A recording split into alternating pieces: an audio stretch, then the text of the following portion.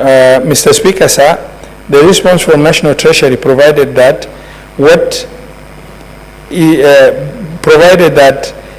it was not a new tax stream, but a means of curbing VAT fraud or evasion. It does not charge the procedure for charging VAT and accounting for VAT charged on taxable supplies, but improving compliance and plugs the VAT gap through increased visibility of taxpayers, thus reducing VAT tax evasion. Mr. Speaker, sir, the committee has made some progress in the following statements. The statement on status of pending bills in Kakamega County by Senator Dr. Boni Kalwale, CBS MP. The committee considered and scrutinized the response to the statement by Kakamega County Executive. It was noted that the response to the issues raised was inadequate and unsatisfactory. The total pending bills presented by the County Executive to the committee differed with the figures presented by the Office of the Auditor General. The committee invited the county government and the Office of the Auditor General to a meeting to deliberate the matter. The County Executive of Kakamega was directed to provide the Office of the Auditor General supporting documents for reconciliation of the amount of pending bills as at August 2022.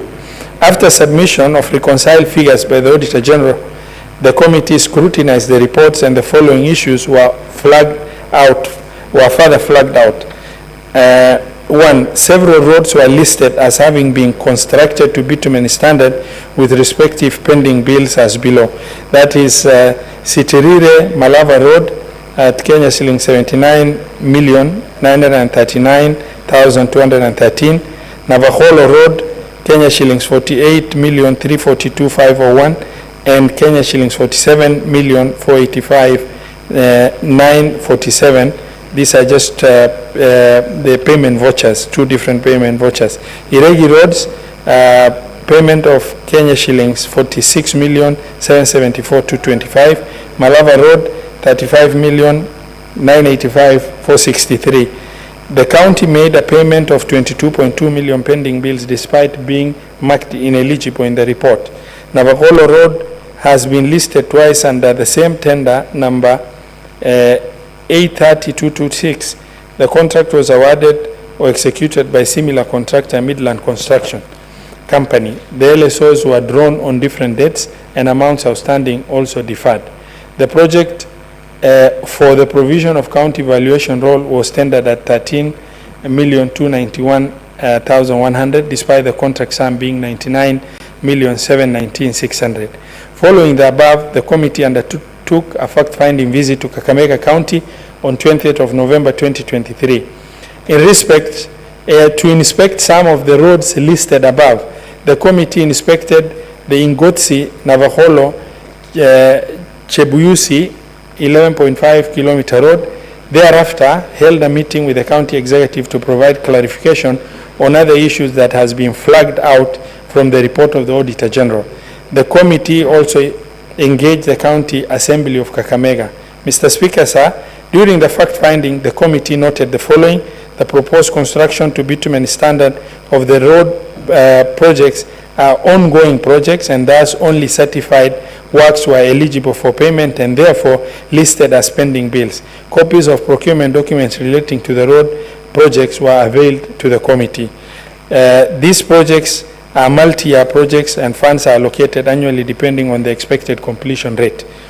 The aforementioned roads and projects are Sitirire Malava Tumbeni 7.5 kilometers, Ingotsi Navakholo Chebuyusi 11.54, Bushiangala Iregi Losiola 9.2, Matungu Ongolo 9.3. On the issue of Navakholo Road being listed twice with the same tender number 820-226, the committee informed that the payment related to two different progressive interim certificates, number 1 and 2, for 48 million and 47 million respectively. On the payment of 22.2 million, which was ineligible pending bills, the county executive indicated that the payments were under review and verification. The management committed to ensuring verification of pending bills is carried out before payment of pending bills before payment of pending bills. The county phased out the project of valuation roll due to the high cost involved, and the first phase of 13 million was already dispensed. The committee directed the Kakamega County Executive to prepare and submit a detailed pending bills payment plan indicating a schedule of all verified eligible pending bills within 30 days. The statement of status of bills at Kisii County and county government in Kenya by Senator Richard Onyonka MP, the committee considered and noted the responses to the statement was inadequate by Kisii County government. The committee held a meeting with the county executive of Kisii and resolved that the county executive should undertake evaluation of the completion status and amount of works done which may be certified for payment, and the executive should prepare and submit to the Finance Committee a comprehensive report on the status of pending bills, both eligible and ineligible, by 30th of October 2023, indicating the progress made in segregating the ineligible pending bills. However, the county executive requested for an extension of time to 30th of November 2023, which the committee granted. Mr. Speaker, sir, on the status of access to county government procurement opportunities, AGBO by Senator Karen Nyamu, the committee considered and analyzed the response from the National Treasury. Consequently, the committee held a meeting with the Public Procurement Regulatory Authority to deliberate the matter. During the meeting, PPRA informed the committee that most of the public institutions rarely submit their reports to PPRA on the compliance of AGBO requirements. The committee directed PPRA to formally write to all public procuring entities requiring them to comply with the reporting requirement on AGBO matters. Thereafter, PPRA will submit a report to the committee on the progress of compliance and also on the legislative gaps in the Public Procurement and Asset Disposal Act that may require amendment to provide for enforcement of reporting requirements. On status of pending bills in Vihiga County by Senator Godfrey Osotsi, MP, the committee considered the responses from the county and also held a meeting with the county executive. The committee has written to the county to provide clarification on the following issues: terms of reference for constituted permanent committee on pending bills, the actual total pending bills owed by the county executive as at 30th of June 2023, the total amount of pending bills settled within the first quarter and the financial year 2023-2024, the criteria used in determining the suppliers prioritized for settling of pending bills, justification for pending bills on recurrent expenditure that are related to COVID-19 expenditures, a detailed pending bills payment plan, a list of suppliers who had not been paid and had not been listed in the list of pending bills. Mr. Speaker, sir, during the county visit to Kakamega on the 20th of November 2023, the county executive responded to two statements that were requested by Dr. Boni Khalwale MP on rental fees incurred by the county government of Kakamega and on revenue generation and usage by the county government of Kakamega. The committee directed the Kakamega County Executive to prepare and submit within 14 days a breakdown of the projected agricultural sales indicating expected collection from Butali Sugar, West Kenya Sugar, gold miners at Malinya, Rotsman, Bushiangala, and Lirembe. A detailed report on the status of construction of the county headquarters in order to reduce lease or rental expenses, and a detailed report on the status of completion of Ingotsi, Navaholo, Chebuyusi Roads project indicating the amount paid so far and expected date of completion. Mr. Speaker, sir, during the period, the committee invited the governor of CBK in its meeting on several occasions to respond to a number of statements before the committee. However, the governor has repeatedly requested for rescheduling of the meeting with the committee. The committee has now summoned the governor to appear before the committee on Monday, 4th December 2023, to respond to the following statements. 1. Claims of fraudulent activities involving various banks by Senator Maureen Mutinda, MP. Reintroduction of bank charges on mobile wallets by Senator Samson Sheretke, MP. Predatory asset-based lending by microfinance lending companies in Kenya by Senator Eddie Gicheru Okech MP, high interest charges on loans offered by Momentum Credit Company Limited by Senator Samson Cherargei MP. Mr. Speaker, sir, the committee will schedule a meeting to discuss the following analysis of the responses that were submitted on the following statements: pending bills in Wajir County sought by Senator Abbas Mohammed MP, payments made to all garbage collectors and sewerage services provided by all counties for the financial year 2021-2022, 2022-2023, and 2023-2024 by Senator William to the Kenya National Trading Corporation Limited, requested by Senator Chute Mohammed MP. Mr. Speaker, sir, the committee received the following statements and has requested for responses from the relevant institutions: the status of 16 billion pending bills by the Nairobi Metropolitan Services, closure of bank accounts of SME by Standard Chartered Bank, requested by Senator Samson Cherargei MP, socioeconomic impact of the Hustler Fund, requested by Senator Esther Okenyuri MP, also as revenue collection in Kisumu County, requested by Senator Professor Tom Ojienda, Senior Counsel MP, debt waivers and bailouts by the government, requested by Senator Andrew Omtata Okioti MP, status of receivership at Kenya National Assurance Company by Senator Mohamed Fakhi MP, the statement concerning claims of an economic crisis in the country by Senator Richard Onyonka MP, statement of pending bills in Taita Taveta County by Senator John Mwaruma MP, pending bills accrued by the county government of Kisumu by Professor Tom Ojienda MP, Senior Counsel, customs regulation and taxation for travelers returning to Kenya via Jomo Kenyatta International Airport, and tax incentives available that support climate change programs in Kenya, which was sought by Senator Hamida Kimwana MP. On petitions before the committee, Mr. Speaker, the committee is currently considering a petition on regulation of credit profession by CCP, Mokaya Magembe Bernard, Council of Institute of Credit Management of Kenya, that was committed to the committee on 23rd May 2023. The committee held a consultative meeting with the petitioner. Further, the committee resolved to invite the governor of CBK to a consultative meeting to deliberate the matter. However, upon invitation, the governor has repeatedly requested for rescheduling of the meeting. At its 93rd meeting held on Thursday, 23rd November 2023, the committee resolved to summon the governor to a meeting scheduled to be held on Monday, 4th of December 2023. The governor is expected to submit views on the proposed legislation on regulation on credit profession.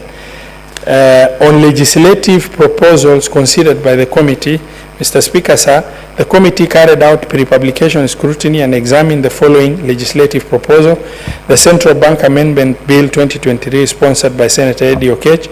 At its sitting held on 23rd November 2023, pursuant to Standing Order 131-1A of the Senate Standing Orders, the committee examined the proposal sought and the views of the sponsor and recommended to the Speaker that the legislative proposal be published as a bill. Subsequently, the committee submitted its comment to the Speaker pursuant to Standing Order 131-3A of Senate Standing Orders. On Cryptocurrency Asset Bill 2023, sponsored by Senator Alan Chesang MP, the committee considered a brief on the proposed law and resolved to invite the sponsor to deliberate on the matter. Additionally, the committee has requested CBK to provide comments on the proposal. The committee has summoned the governor to a meeting as discussed earlier. Approval hearing held by the committee. Mr. Speaker, during this period, the committee jointly with the National Assembly Departmental Committee on Finance and National Planning conducted an approval hearing for nomination of Mr. Andrew Mukite Musangi to the position of Chairperson of Central Bank of Kenya Board of Directors. Both houses approved the report of the committee. On status of implementation of projects funded by conditional grant on supplement of construction of county headquarters. Mr. Speaker, sir, projects funded through conditional grant for construction of county headquarters in Isiolo, Tharaka Nithi, Nyandarua, Tana River and Lamu have delayed for an inordinately long time as a result of lack of proper financing framework. The projects have faced challenges such as disbursement of funds to counties and litigation with contractors. The funds are allocated through the State Department of Public Works and released to the beneficiary counties subject to fulfillment of the conditions. The committee has held consultative engagement with the State Department of Public Works, the Council of Governors, area senators, the Intergovernmental Relations Technical Committee in order to forge joint position to determine the best way forward on how to fast track these stalled projects to ensure the intended purpose is accomplished. A consultative meeting with the governors of the beneficiary counties, the Intergovernmental Relations Technical Committee, State Department of Public Works, the National Treasury, senators from the region and the committee was held on 28 November 2023.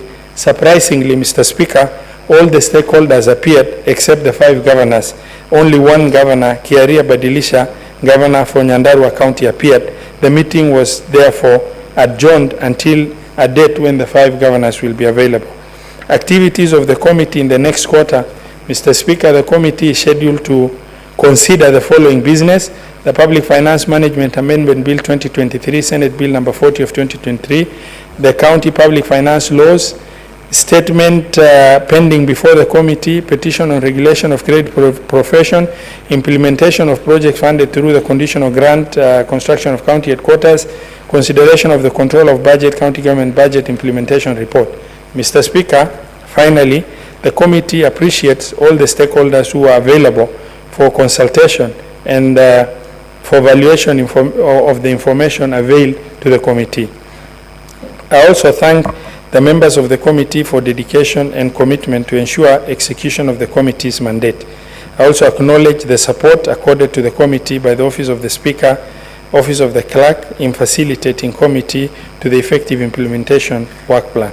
Mr. Speaker, sir, I thank you and I submit. Chairperson, Standing Committee on Health.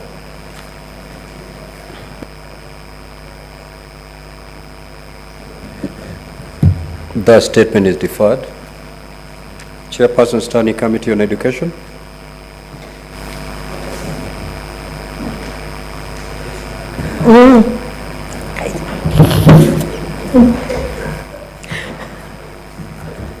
Senator Paris, what's going on? No, Mr. Speaker, I was responding to my chair here, the chair of Transport Committee.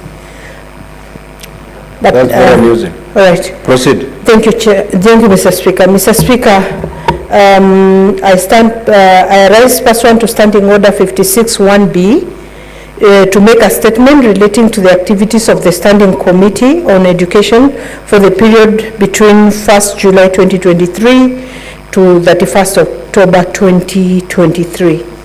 Honorable Speaker, the Standing Committee on Education is established under Standing Order 2283 of the Senate Standing Orders and is mandated to consider all matters related to education and training. During the period under review, the committee held 34 sittings, during which it considered 18 statements and 1 legislative proposal and 3 petitions.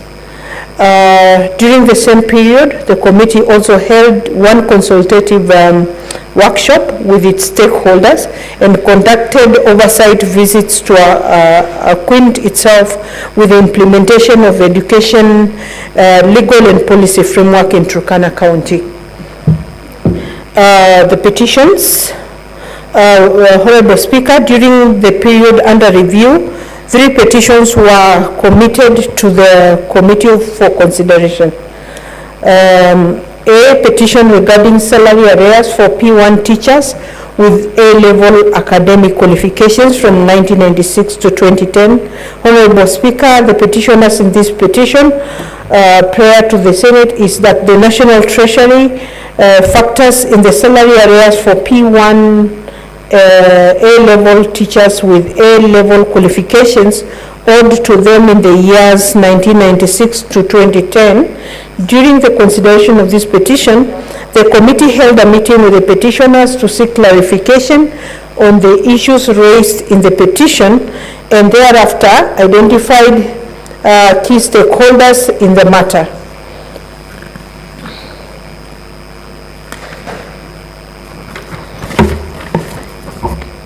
During the period under review, the committee held several meetings with the Teacher Service Commission to deliberate on the issues raised in the petition.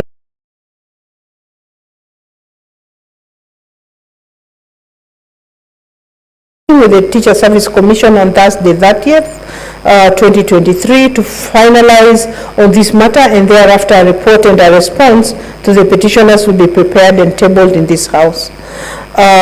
B, petition concerning the discrimination by Teacher Service Commission on payment of hardship allowances and enhanced house allowance to some teachers in Kilifi County. Honorable Speaker, in this petition, the petitioners are praying for the inclusion of some parts of Kilifi County as hardship areas, and the inclusion of Mtuapa and Mariakani towns as major municipalities to allow teachers working there to draw an enhanced house allowance of category 2 under major municipalities. Following the committal of this petition, the committee resolved to invite the Chief Executive Officer of the Teacher Service Commission and the Cabinet Secretary, Ministry of Public Service, Performance and Delivery Management to respond to issues raised in the petition. C, there was a petition concerning the discrimination in the payment of hardship allowance to teachers in Taita Taveta. Mr. Speaker, the petitioners argued there is unjustified discrimination in payment of hardship allowances in Taita Taveta County and requested the Senate to investigate and find out if the Teacher Service Commission selectively pays hardship allowances to some teachers in Taita Taveta County. They further prayed that the TSC pays hardship allowance to all teachers working in Taita Taveta County without any further discrimination. Honorable Speaker, during consideration of the second and third petitions, the committee observed that the discrimination in payment of hardship allowance to teachers in marginalized areas has been a major concern over time. There exist discrepancies in designation of hardship areas and payment of hardship allowances to different cadres in the public service. To this end, the committee resolved that there is need to review the criteria used in determining and classifying hardship areas to ensure fairness, equity, and adherence to labor laws. Honorable Speaker, during the period under review, the committee invited the Cabinet Secretary, Ministry of Public Service, Performance and Delivery Management to a meeting of the committee to deliberate on these issues. However, the Cabinet Secretary was unable to attend the meeting due to other exigencies of work. The committee further conducted an oversight visit during the Senate Mashinani in Turkana County and acquainted itself with the implementation status of education legal and policy framework in the county. During the visit, the committee observed that there are numerous challenges in the implementation of the sector policy for learners and trainees with a disability, and resolved to hold a consultative forum with all the relevant stakeholders to deliberate on ways to address these challenges.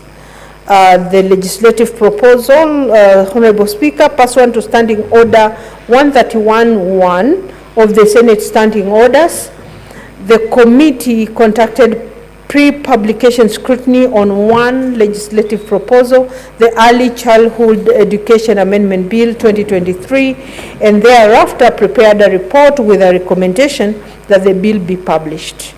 Mr. Speaker, sir, in conclusion, I wish to thank your office and the office of the clerk of the Senate for the continuous support accorded to the committee in executing its mandate. Lastly, I also wish to thank the members of the committee for their dedication and contributions during committee activities. I thank you, Mr. Speaker, and I submit. Thank you. Thank you, Honorable Tobiko. Now, Honorable Chairpersons, you know, the statements you're making made pursuant to Part 12 of our standing orders. And if you look at Standing Order 51, more particularly 51-2, these statements are supposed to be made under 10 minutes. Now, I've noted today that some of the chairpersons have talked beyond the 10 minutes. I have allowed you to get away with that, but going forward, just know that these statements must be made under 10 minutes. So as you are preparing these statements, please be guided accordingly. Next order, clerk.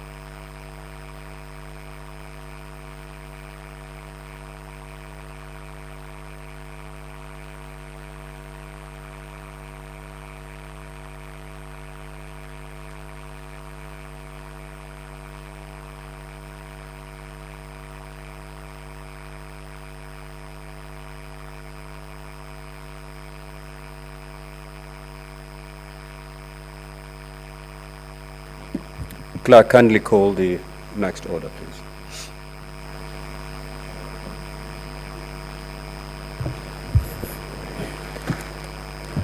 Order number 8, Committee of the Whole. The Equalization Fund Appropriation Bill, Senate Bills number 30 of 2023.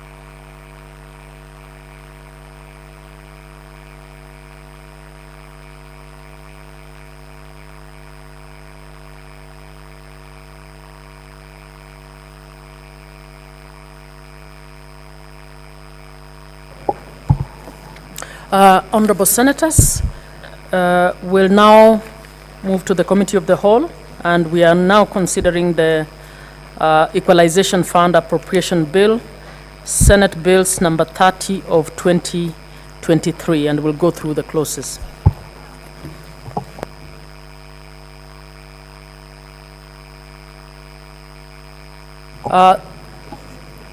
I'd like to request the Sergeant at Arms to kindly lower the mace.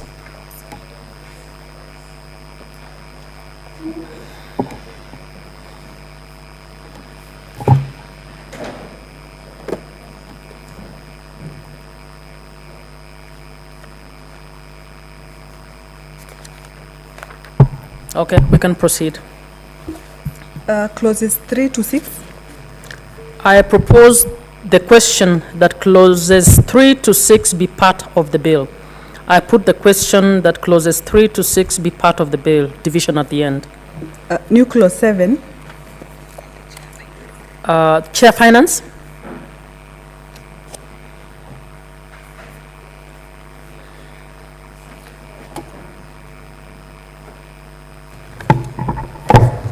Senator Sige?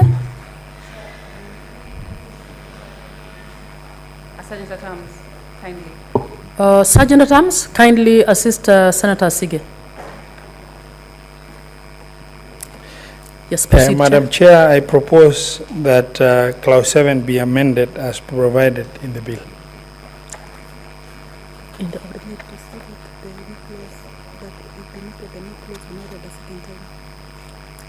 It's a new clause. You need to read it. You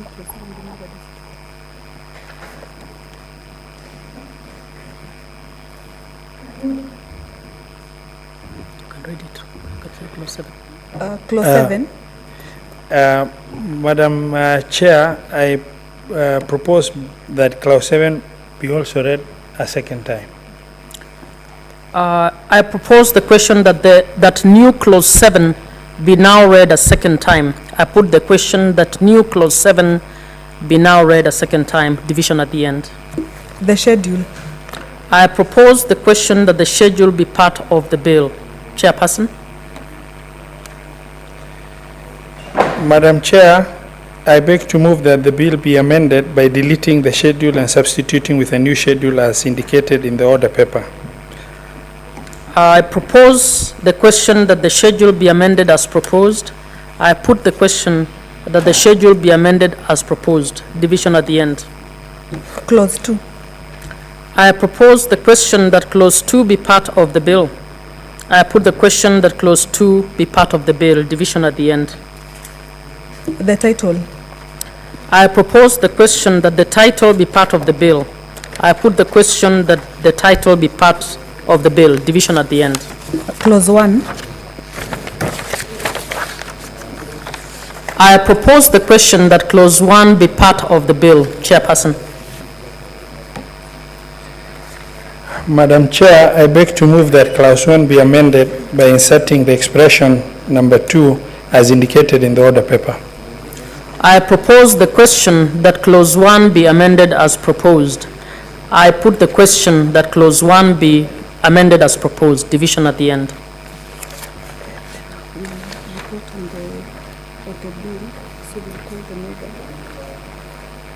Can I have that?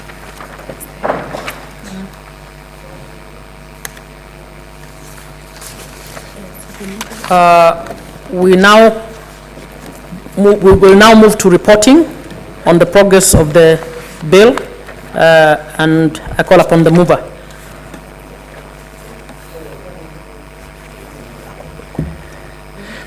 Madam Chair, pursuant to Standing Order 153, I beg to move that the Committee of the Whole do report the progress on its consideration of the Equalization Fund Appropriation Bill, Senate Bill number 30 of 2023, and seek leave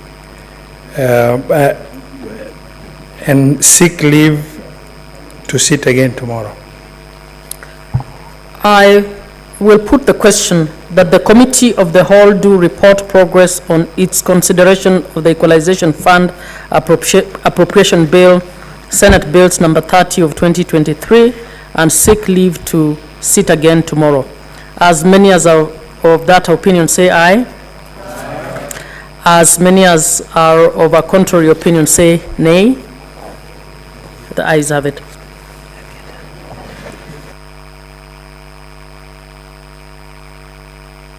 Honorable members, Mr. Speaker.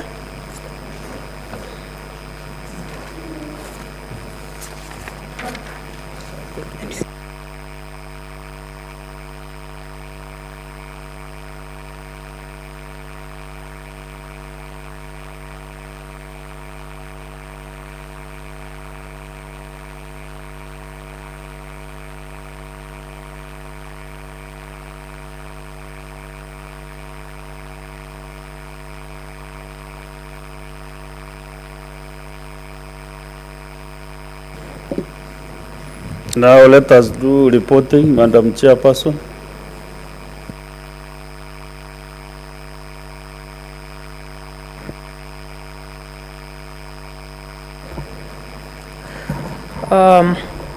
Honorable Speaker, I beg to report progress that the Committee of the Whole has considered the Equalization Fund Appropriation Bill, Senate Bills number 30 of 2023, and seeks leave to sit again tomorrow. Thank you. Mover.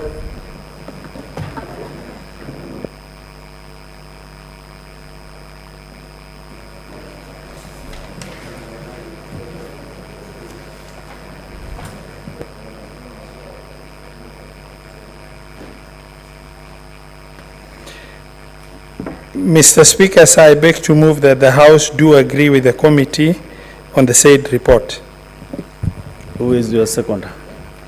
And I request to be seconded by Senator Hezena. Senator Azena. Mr. Speaker, I second. Honorable Senators, I propose the question that the House do agree with the committee in the same report. I put the question that the House do agree with the committee in the same report. Will as many as of that opinion say aye? Aye. As many as of the contrary opinion say nay? The ayes have it.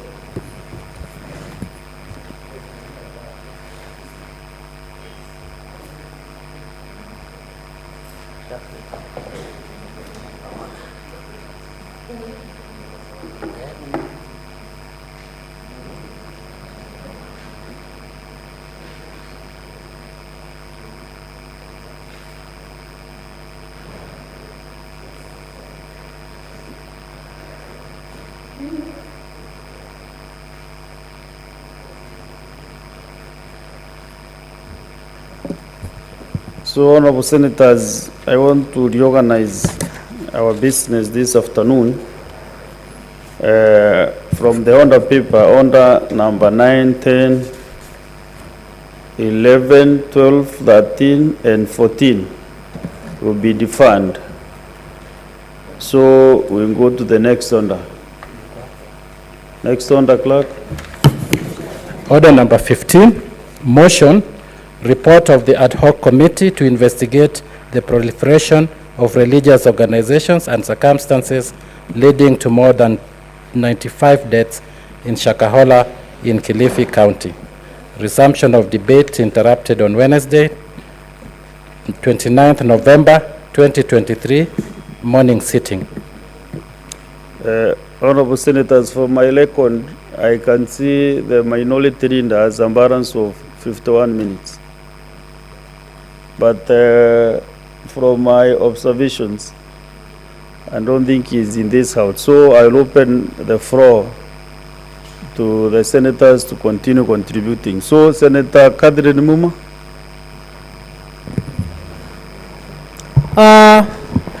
Honorable Speaker, thank you for giving me an opportunity to contribute to this report. I want to begin with congratulating the committee that sat on this matter, the committee led by Senator Mungatana.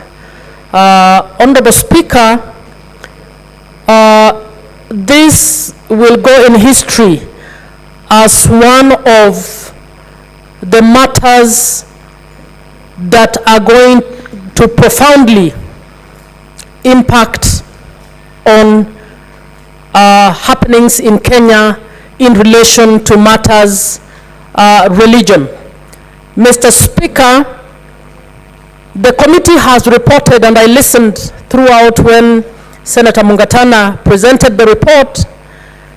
The committee did what it could, with, even though they had quite a number of challenges, some of which related to the issue of collection of evidence, some of which related to the issue of full facilitation to enable them to carry out their work fully as they contemplated, but in the circumstances they still have provided a report that is important. Mr. Speaker, what happened in Shakahola can only be compared to what happened in Guyana in 1978, the Jim Jones mass suicides that happened there.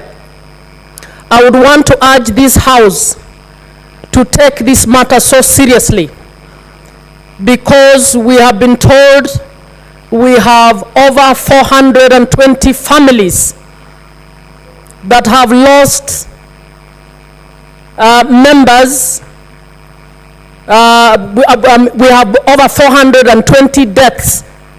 As at now, I'm told we are still counting the deaths because the investigations are still on, and I would want this House to take this matter very seriously. Any member of the families of those affected listening to us should get the hope that as leaders of this country, we empathize with what's happening.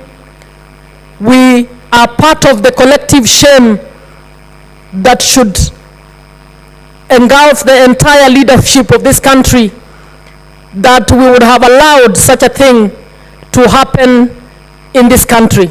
We need to take this conversation very seriously.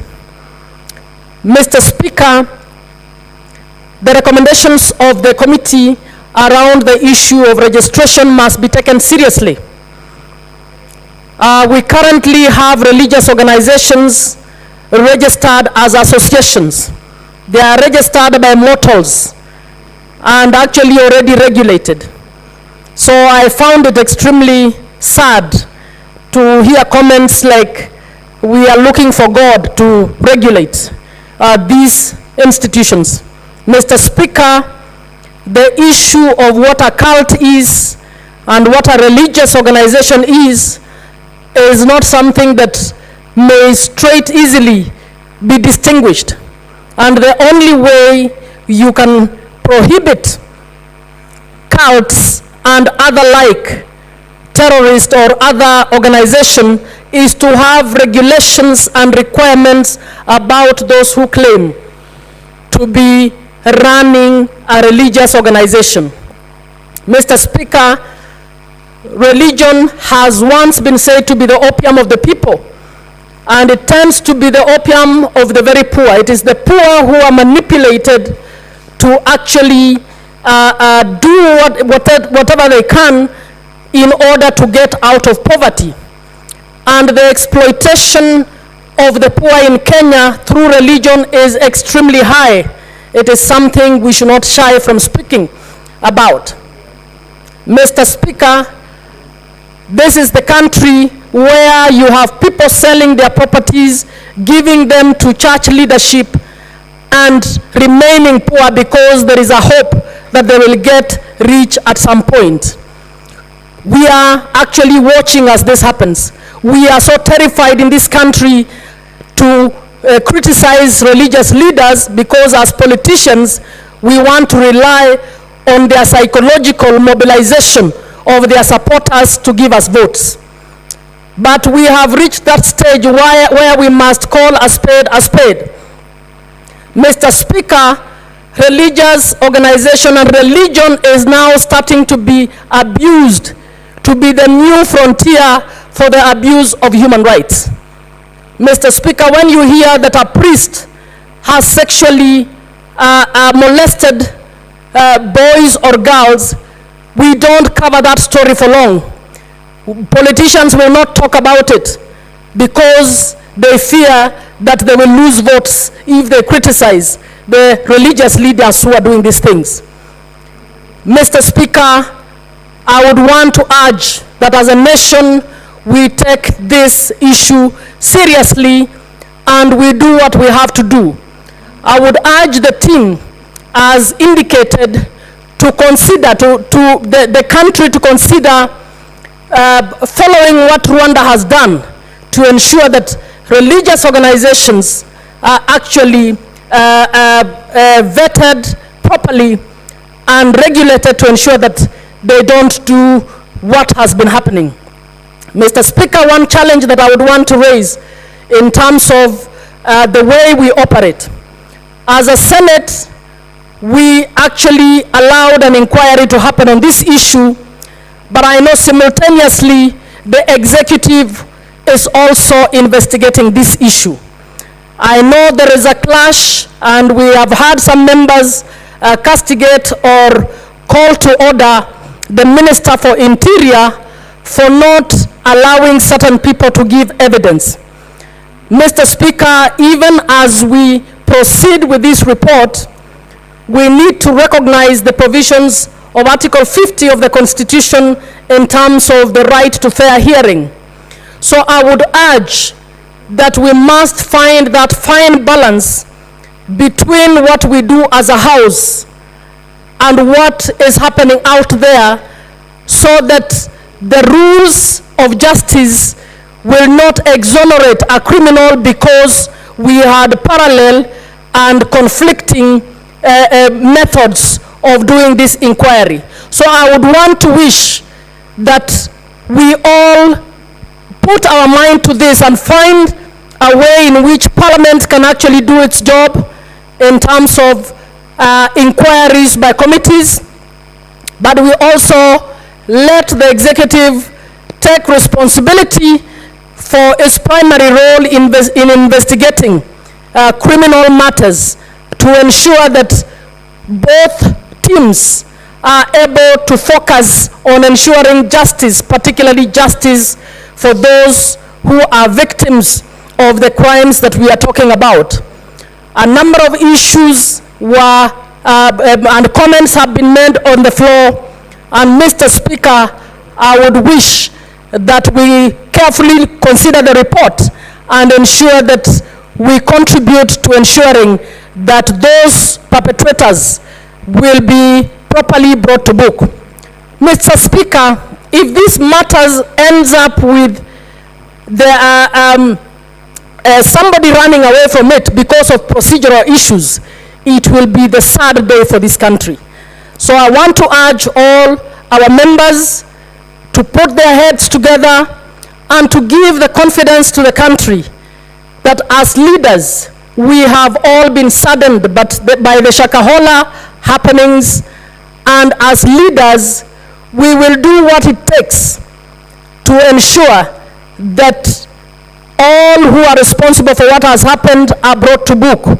But beyond that, that the many others who are being exploited, the many others who are being murdered in different ways in the name of religion, that many others who are abusing religion, because I am a Christian, Mr. Speaker, and my reading of the Bible cannot justify what has happened in Shakahola. I'm very confident that the right thinking leaders of churches will condemn this issue, and the right thinking leaders of religion will want the country to come up with a regime of a regulation that will ensure that such a thing is not repeated again. Mr. Speaker, with high levels of poverty, we need to be careful, and we need to be the conscience of this nation. I therefore wish to commend Senator Mungatana and your team.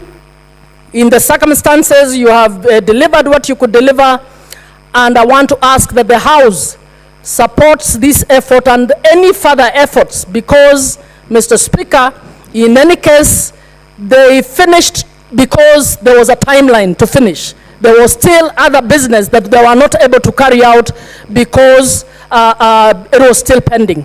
As a House, we need to be seen by every citizen to support our own initiative to try and inquire into this issue, and all the support to give confidence to the families that were affected, that as a House, we take this seriously, and as a House, we will not be among those that will try to undermine any efforts to curb future happenings of this nature.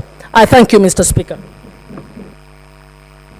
Thank you, Senator Muma.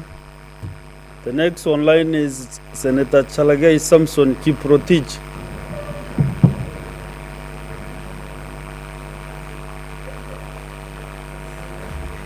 Thank you, Mr. Speaker, sir. I want just to share a few thoughts on the report that has been brought by the committee investigating Shakahola. Mr. Speaker, even as we investigate Shakahola issue, Mr. Speaker, allow me to condemn the killings of 4 youth, Mr. Speaker, in Uasin Gishu County at the property of KDF. Mr. Speaker, we had agreed that the era of extrajudicial killings should not happen in this country. And therefore, Madam Speaker, the killing of Kenneth Kipkemei, Shadra Kipkemei, Daniel Kiprotich, or Cornelius Kipkoech, simply because they were collecting what we call maize leftovers, or in our local language called Turanik, Madam Speaker, it is very unfortunate. I want to condemn with the strongest terms possible the era of extrajudicial killings, Mr. Speaker. Madam Speaker, is very unfortunate. And the issue of extrajudicial killing should come to an end, Madam Speaker.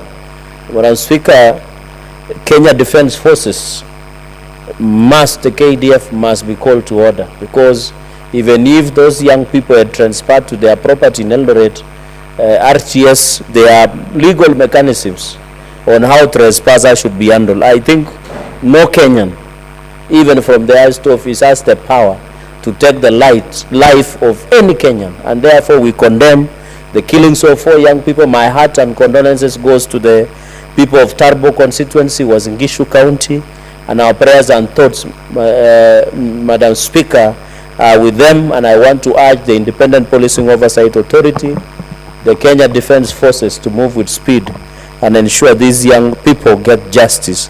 And Mr. Speaker, even the injured, we want to see them being taken care of. I think it replicates similarity with what happened in Shakahola, where people take advantage of individuals to take out their life, Madam Speaker. And we know there is right to life under our Constitution, which should not be snuffed out by anybody, Madam Speaker. So we condemn it. The KDF Chief of Defence Forces, Mr.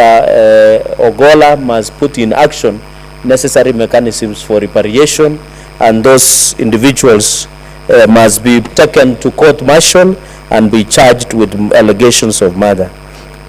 And also compensation must be given to those families, Madam Speaker.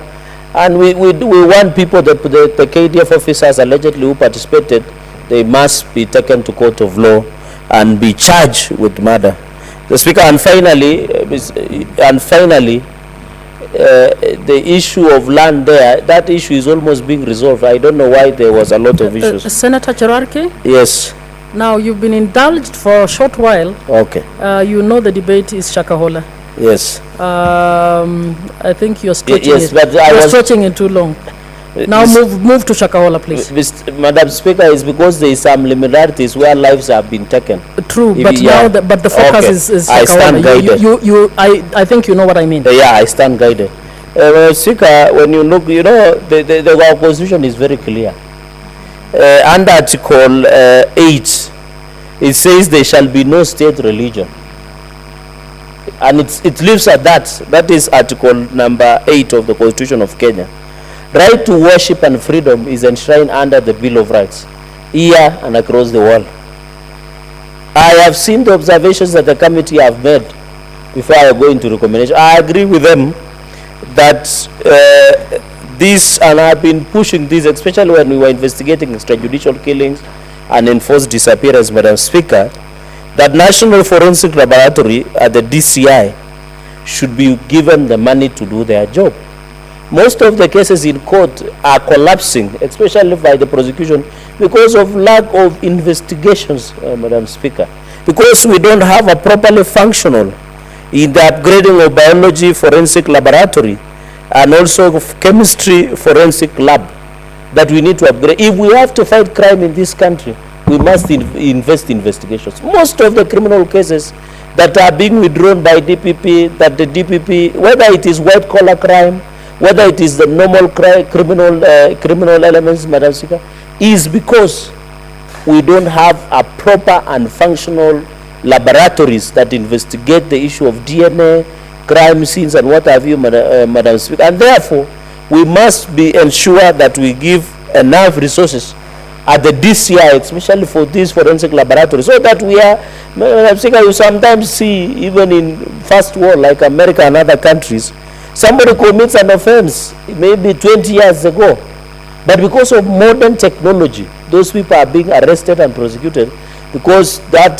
the limitation of crime in criminal aspect does not exist. So why I sit, Madam Speaker, I want to implore, and I know the National Security and Foreign Defense Vice Chairperson is seated behind me. She needs to seize the matter and forward it to the counterpart committee of my brother, Mheshimiwa Tongoyo, of National Security Foreign Relations in the National Assembly, so that they are given proper budgeting. That's how we'll be able to address crime, Madam Speaker, because most of the criminals are working scot-free. Because the scene was interfered with, we don't have proper medical, Madam Speaker. Even though the issue of proper processing, the issue of clearance certificates, Madam Speaker, as you are aware, government is looking for money anywhere and everywhere at the moment because of the unfortunate and downtown economic times that we are having. I agree that we need also to make sure, that's the way we are doing with the government printer. Let us give enough resources to DCI to have modern equipment to generate police clearance certificates. And you can see it can generate good money. If we are processing, Madam Speaker, 4,500 and the capacity is 20,000 per day, yet we are processing 4,500 per day clearance of the police. If we give it maximum, the same money will go back to sustaining the DCI and even assisting government with the revenue. So I agree on those aspects. Only 3 issues I wanted to agree with the committee on the observation. I remember in the last session we did raise the issue about National Coroner's Act. We have passed. We summoned the Attorney General of the Republic of Kenya, and then the Attorney General Kihara, and then they could not. Why they have not operation the National Coroner's Act? That's how. That is why the bodies cannot be processed from Shakahola and be released to families. Simply, the Coroner's Act has not given proper way of processing and ensuring that the rightful. Because there are many, when you go to KNH, City Mojari, there are many unclaimed bodies. Because if they had operationalized the law, it would assist by clearing some of those backlog, so that we give the coroners an office, Madam Speaker, and of these deaths, and be able to not be unclaimed bodies. You know, it's an African to say a body is unclaimed. You know, it is not good according to us, Madam Speaker. And therefore, essentially, what we are saying is that I don't know. I tend to imagine that the JLAC committee, where you sit as a member, has been given power to follow up on this implementation matrix, and I hope you will summon you will invite the Attorney General. I don't want to say summon, it's a strong word, to invite the Attorney General. Tell us why the National Coroner Service Act, which we passed here in 2017, is not operational. Because we are slowing down. Many people are blaming Dr. Johansen or Dwar or other individuals, yet we have not given them the necessary systems to ensure they do their job through National Coroner's Services. Speaker, when you look at many other issues that have been raised, on 1 or 2 issues I make observations so that I will look my colleagues. Of course, we have talked about the matching of DNA, including the former members of Kilifi County Security. I agree that there's a point of information. Do you want to be informed? No, I'm not interested at the moment with any information. Let me just prosecute. The Director of Criminal investigates the securities and national security officers. I agree. If there were lapses with NIS at the ground level, the county security team, I think if there was action of commission or omission, then it must be put in place. And those are, I think the DCI and the NGA or the CS in charge of interior, they should give us a reasoning, like administrative action has been taken against some officers, or whether some of them have been shown cause, reprimanded, or they have been fired. And that is why, Madam Speaker, some of us have always insisted that in the county security team, why don't we include the governors? And you know, we had a push and pull, we have moved to court, we have argued. Because, you know, if governors were part of this county security team, maybe some of these things would not be happening. Because wananchi would be comfortable to tell governor something than tell a police officer or tell an unnice individual. So I think we need to rethink in the county security structure. Why don't we ensure governors become part of the county security team, Madam Speaker? So in all this aspect, I think if there are people who are culpable or ignored, Madam Speaker, and my heart of empathy and sympathy goes to many families because of this misguidance, Madam Speaker, lost their loved ones. And also it's more traumatizing that some of the families are yet to trace their loved ones, are yet to be part of their loved ones, Madam Speaker. I know, Madam Speaker, I think there is a song by Sasha Male that I shall preach the gospel of Jah across all the nations and kingdoms. We agree they should preach that gospel, but you know there should be some decency. They must be within the law. And I think what we are just saying, Madam Speaker, is that people should do what their constitution gives them to do. But you should know where your rights ends, another person's rights begins. And that is the essence. So if you have the right to worship, you should worship within the law that has been provided, the right to life, and many others, Madam Speaker. Madam Speaker, the fifth point that I want to make is, I agree with the committee on the recommendation of reintegration of survivors. I found it odd, Madam Speaker, and weird, that some of the survivors that were being moved from the forest, especially from Shakahola, or was it where, the police were arresting them. How do you arrest people who have been brainwashed? How do you arrest people, Madam Speaker, that they have distorted?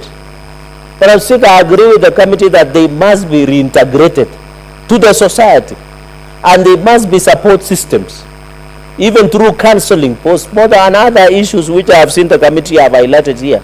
Mine is just to re-emphasize and amplify that let them be reintegrated. It doesn't make sense, Madam Speaker, to reintegrate the survivors, to reintegrate the survivors rather than arresting them. These are people that have been brainwashed, and that is why, Madam Speaker, in the last session we were pushing to have mental health bill, because issues of mental illness in this country is becoming a reality. You never know, other people because of stress, post-traumatic, because of accident, because of giving birth, because of many other stresses that can lead to mental disorder and it becoming a disease. Madam Speaker, I think there is a country that they have appointed a Minister of Happiness and Goodness. So I don't know, with the stress that is in the country, you never know, we might end up needing a Minister of Happiness and Goodness so that they can make sure people are loving and enjoying themselves. Lakini si kupika sherehe. Madam Speaker, the another point that I wanted to make is we agree we need to fight extremism, but we must integrate the religious leaders, be it the Muslims, be it the clergy, be it others, Madam Speaker. Let them be part of this so that we prevent extreme ideology. And I think the bottom line we are trying to make is the self-regulation. But we agree that the issue of monitoring, observatory, or to use to avoid extreme ideologies, and we know the effects of extreme ideology, especially where it has reached cases of terrorism that are terror-related in the world. Well, Speaker, you have seen a number because of extreme ideologies. We want to call, even as Ngao, even at the Ministry of Interior, Ministry of Foreign Defense, and other, even the government, I want to urge them, let them work closely with the religious leaders and the organizations that are there, do self-regulation, because what I hate to see is where we want to regulate religious organization. It will mean before a sheikh preaches, a government officer must go and look at the remarks of the sheikh, or before a pastor preaches, you must look at the sermon. Where does it go about, Madam Speaker? So I think from where I sit or I stand, Madam Speaker, is to put in place the necessary mechanisms on how we can tame the issue of extreme ideologies. And we can see it has brought down the countries because of other related charges. And it is not, Madam Speaker, I have seen people, the issue of terrorism is not unique to a tribe or a religion or a clan. It has shown that it affects all races, all tribes, all nationalities. So there is a misnomer in the world that when people come from certain clan or tribes or regions, their affinity to terror-related issues is very high. No. It has been proven, even ages, Madam Speaker. Whether you are old or young, I know we had a debate in the morning whether people are young or old or new or old, you know. But the point I'm trying to make, it doesn't care about the religion. It doesn't care about the social status. We have seen, there was a case, I don't want to mention that religious organization in this country, where all advocated to sell all the property and give it to a religious leader, which is very unfortunate. I have seen cases, Madam Speaker, where people, they give birth a child of 2 weeks, they go to a function of a church, and then that's a 2-year month. I have seen cases where the, Madam Speaker, and I think you suspect the religious leader I'm talking about, where you are being told your husband or your wife is the real devil, and you end up breaking down marriages and families, Madam Speaker. Those are issues that we want to get rid of. Let us get the real teachings of religion, be it the Christianity, be it the Islamic, be it the... Kenya is a multi-religious society. We have the Hindus, we have the traditionalists, like some of us, we have the Christians, we have the Muslims, where my brother Senator Chute, Mohammed, we have a number of us, we have people who are atheists. I've seen their, what you call, atheist forum of Kenya, Madam Speaker. I think they were objecting even us being sworn by the Bible and many others. So these are things that are related. And I want to quote you, Madam Speaker, what you said in Karl Marx's principle, that religion is the opium of masses. Is it true? We saw a religious leader saying, if you bring 500 to my church, I will not take it. If you bring coins, I will not take it. So the point is, have we allowed the religion to go wrong? But my own opinion, where I disagree with this committee, I don't want to go what you had ruled about in the morning, where I disagree totally in this committee, and it will water down the entire report, is the committee proposed religious organization to provide legislation for regulation of religious organization. We want to leave, that is why I've quoted chapter 6, chapter 6? Chapter 8, sorry, Madam Speaker, Article 8 of 2010 Constitution. There is no state religion. Government has no business to serve or regulate, Madam Speaker, religion organization in this country. On this one, I totally disagree. Let the church and religious organizations self-regulate themselves, number one. Number two, let the penal codes, criminal laws are there. If I am a lawyer, Madam Speaker, and you know, you and me are admitted to the role of advocate by LSK. If today we violate that LSK or REM, and Senator Mungatan also is a senior lawyer in this country, when you offend the law, they don't say you charge because you are a lawyer. You are taken through the criminal procedure. What I'm saying, let the necessary agencies weed out the criminals who are using religion as a shield against and misleading the people. It's as simple as that. If we started regulating the church, we are violating Article 9 and Article 8 that there is no state religion. We are infringing on the right to freedom of worship and others, Madam Speaker.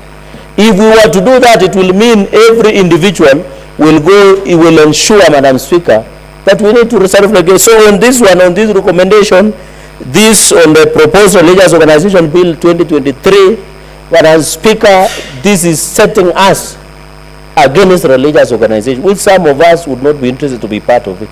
Let us strengthen the criminal justice system. If you are a pastor and you commit an offense, fail full force of the law.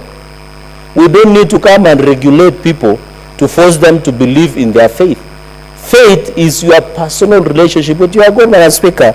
Madam Speaker, so I think I would want to end at that, Madam Speaker, and say with that reasoning of regulating religious, I will oppose this report, and I thank you, Madam Speaker.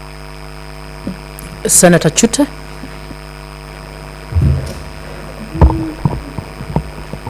Thank you very much, Honorable Speaker. Let me first of all take this opportunity to thank the other committee for the work they've done.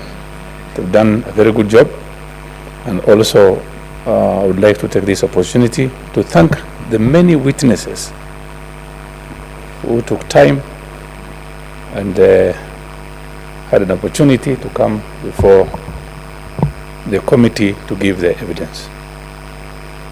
Honorable Speaker, we've lost, until the time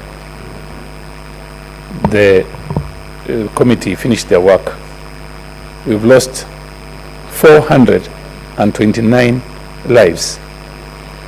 Lives of an elderly man, an elderly woman, a child, men and youth. Honorable Speaker, yes, Article 8 says no state religion. That's true.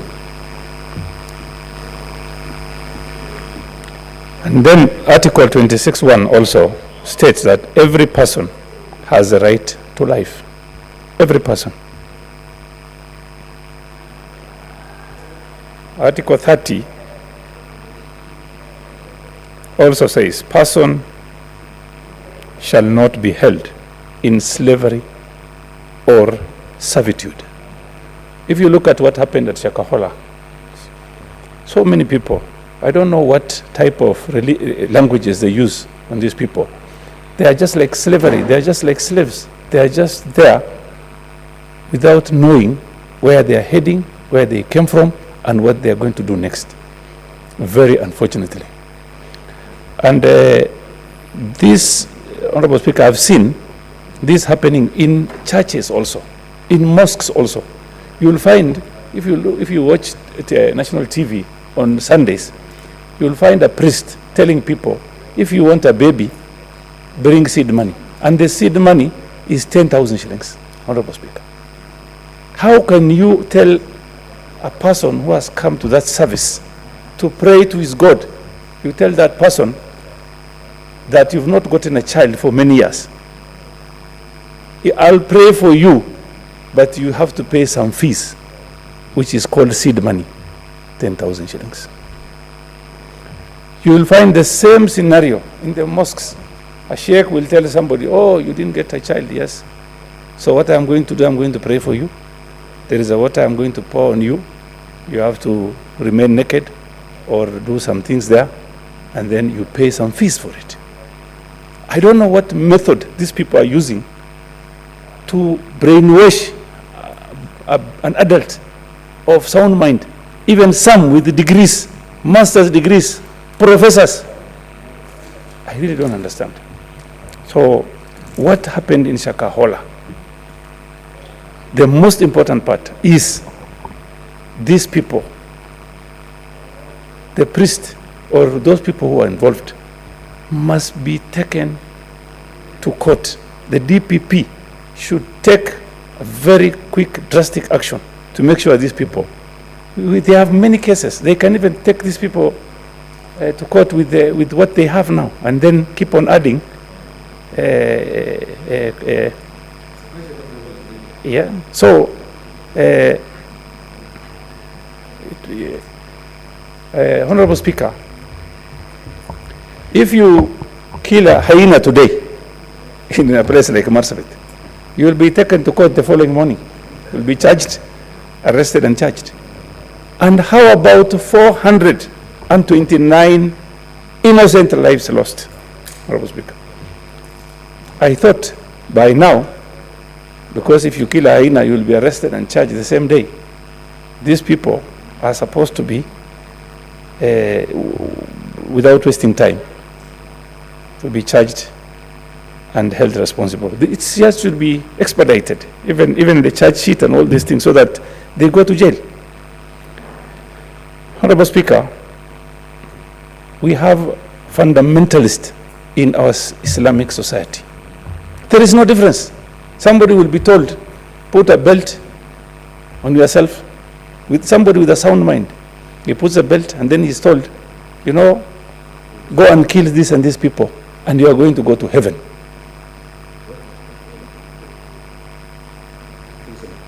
Which heaven is this? Me, I don't know.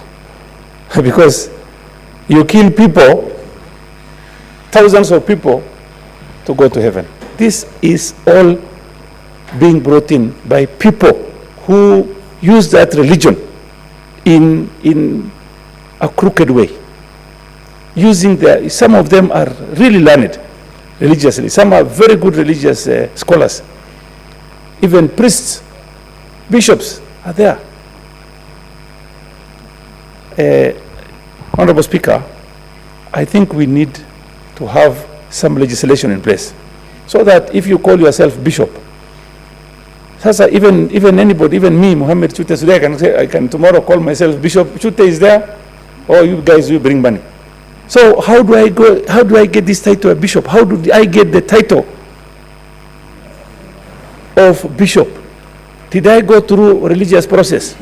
Did I go through some school? Did I qualify to be a bishop? Am I registered as a bishop or a sheikh or imam? Honorable Speaker, there is no, in this country or even in the world, the most difficult and situation somebody can be in is using a religion. Somebody will tell you, if you go to heaven, you will get beautiful wives, you will get wines, you will get this and that. No, and that person is brainwashed until you will find somebody saying, because I'm going to heaven tomorrow, I'll have women, nice, beautiful women, alcohol there, wine, nice food, and all these things. Let me kill people. And these are people who are calling themselves religious. Honorable Speaker, you know, if you see people praying in the first row, even in the mosque, or even in churches, you find a poor person sitting next to the gate of that church. You will find these people coming out of the mosque or even the churches, and this man is maybe begging for a few coins. They will just pass by. They will say, Urinani. But then a drunkard person can come and sit next to that person and start asking him, what is your problem? I need some money. That drunkard person, maybe he has got only maybe 50 shillings or 30 or something. He will share that money with that person and say, let me give you something. And the religious person has just passed. So, Honorable Speaker, people are using religion to steal. People are using religion to cheat. People are using religion even in the churches, taking women who come to the churches, even pastors and all these things. Even masheikhs. You will find a sheikh telling, if somebody comes there, has a problem with his husband, he says, you leave this man, I will marry you. I have seen cases like this. And they are using religion. They will open a book, religious book, and say, do you know this part says, if this man gives you problem, you can have 3 months, you just stay with him there without doing anything. But then, after 3 months, you are free to go. That is what is happening. And it is time, Honorable Speaker, for this government to take action, not only against the Shakahola one. Even those people who are preaching in churches, telling somebody, I'm going to heal you. They talk to people outside there. They bring in their brokers. They tell them, if I say who has a problem, you come and say, I am sick and I want to be healed. But this is predetermined. And then that person comes there limping like he's very sick and goes out of that place. I don't know what they do. They do something like this and that person falls down. I don't know what magic or how they use it, I don't know. And then somebody stands behind that person and holds that person. After a few minutes, shaking, that person comes and says, now I'm okay, I'm healed. That is using religion in a very bad way. And, Honorable Speaker, you see, I am a Muslim, but I don't support fundamentalism. You can see youths today in Lamu are being used. They are not people from Somalia. No, they are not from anywhere else. They are our local children being used, using religion. They are being told, our religion says, if you kill somebody today who is not a Muslim or this, you are going to go to heaven. If you do this and this, and the people using these children, young boys and girls, are people who are calling themselves sheikhs and imams, calling themselves bishops, pastors. Honorable Speaker, you've seen what has happened in Britain. There is Catholics against Protestants. Catholics, they go to the churches, after churches, they parade on the streets that this is their Catholics, this is their color, this is their band, fighting the rest. Then Protestants also, they have their own. These are the people, if you look at where they come from, where they are born, they are people who are learned. They are British. These people were colonized almost everybody in this country. And then they go back and then they start using religion to kill each other. Honorable Speaker, Cherargei said earlier, there is no lab in this country. Is very wrong. There is a modern lab in DCI, recently launched. Maybe he's not aware. He needs to talk to DCI, the person in charge. I think hopefully he will be told. Finally, Honorable Speaker, the recommendations the committee has given, the most important one, and that should be adhered to, is the repeat of this kind of death. Forget about 429. Even one person dying because of religion, somebody using religion, somebody using brainwashing somebody that he is going to go to heaven. Don't eat, don't drink, leave your husband, leave your wife, go and stay with us. This must stop. This kind of things must not repeat in this modern Kenya today, Madam Speaker. Madam Speaker, I want to thank also again the Senate for taking that opportunity to even have a committee that can investigate, can travel to many places, can listen, give many, many hours of their time to listen through to what our people are saying and to bring today to us the report they have given. I support that report. Thank you very much, Honorable Speaker. Senator Mutinda.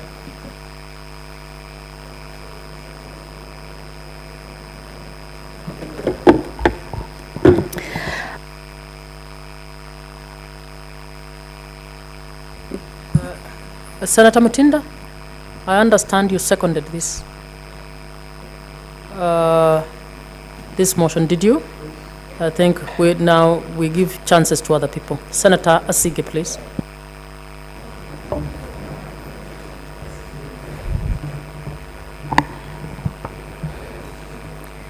Thank you very much, Speaker, for the opportunity to contribute to this report by the ad hoc committee.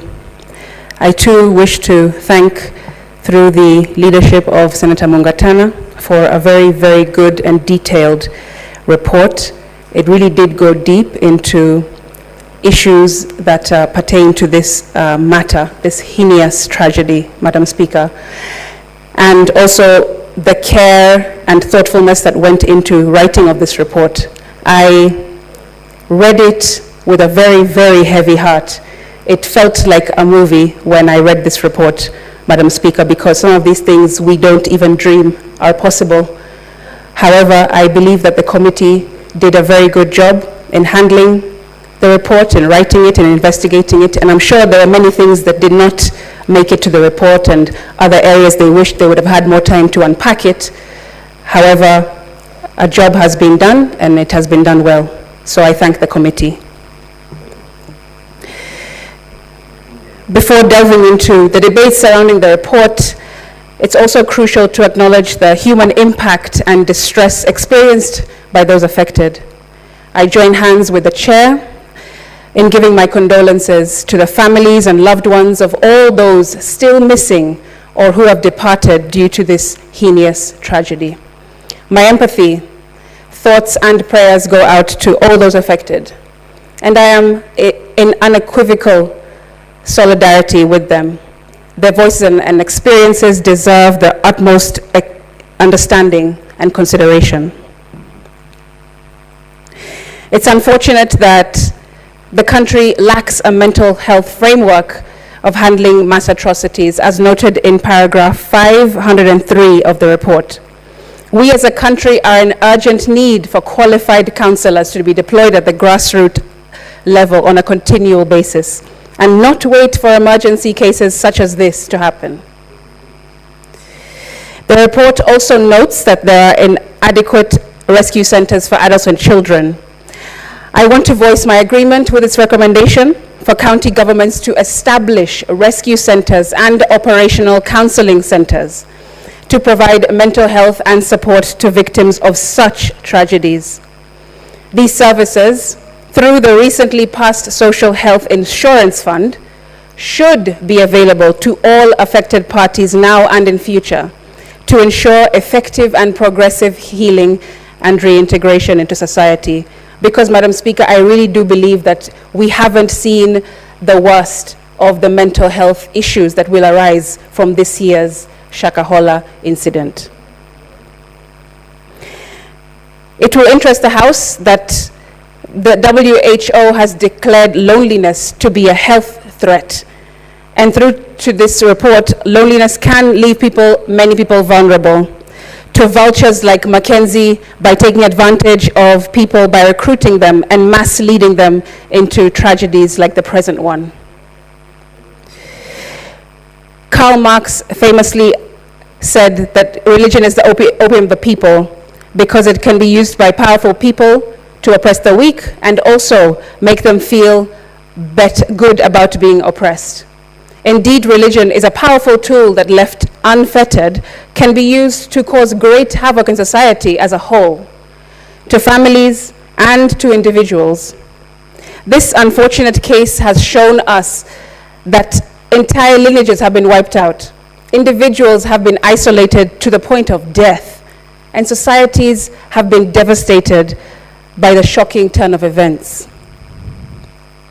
The potent power of religion, Madam Speaker, can be seen throughout history when we remember cult leaders such as Charles Manson. It's unfortunate that we still haven't fully understood how these dangerous leaders take advantage of people looking for belonging and purpose, using their vulnerabilities for sinister motives. What's even sadder is that this was happening right under our noses for years, maybe even decades, and nobody noticed. Nobody noticed. And now 429 people are gone, vanished. And there might be more, Madam Speaker. As a country, we need to learn from this and change our focus, because religious extremism affects everyone. It's also high time that the Communications Authority of Kenya takes the bull by the horn by connecting with social media platforms like YouTube, Twitter, the Meta platforms, and others to regulate content that could potentially have cult-like characteristics, or that distribute content that might result in harm to our people, be it mental or physical harm. Let the Ministry of ICT be proactive and put a stop to it before more harm occurs. Have we even begun to wrap our heads around the destruction that can be caused when artificial intelligence lands in the wrong hands within Kenya? Recruitment, indoctrination, crime. Are we really prepared? Our people deserve protection from potentially damaging influences, and taking action now is essential. The report at recommendation 10 requires that the Communications Authority of Kenya engage YouTube, Facebook, and other social media networks and sites that have content associated with Paul Mackenzie and his teachings, and I support, with a view to permanently deleting this content and removing the accounts. My plea to the committee is to not only remove any cult-like religious content, but also to take charge of how such content is shared in the future if it has already been downloaded. It's a plea to safeguard our community from potential harmful influences, to act now and to prevent the spread of such content by nipping it in the bud, because as we all know, as soon as something lands on the internet, it will never die. It will always exist in some way, shape, or form. So how are we going to regulate that has already been downloaded, is my question to the committee. I applaud the recommendation in paragraph 510 of the report that the Communications Authority should create a licensing category for religious broadcasting stations and develop guidelines for the approval and monitoring of religious content within 90 in some way, shape, or form. So how are we going to regulate that has already been downloaded, is my question to the committee. I applaud the recommendation in paragraph 510 of the report that the Communications Authority should create a licensing category for religious broadcasting stations and develop guidelines for the approval and monitoring of religious content within 90 days of the adoption of the report. My further recommendation is that these guidelines give criteria on the immediate removal or suspension of licenses once extremist content has been flagged. As I conclude my submission, I would have liked to have seen disaggregated data as well on the victims of these crimes. What is the ratio of men to women? More of that in the report, and perhaps we will in the days moving forward. Madam Speaker, I just want to say again that it's unfathomable what has happened to Kenyans and Kenyan families, and how easy it is to mix poverty with religion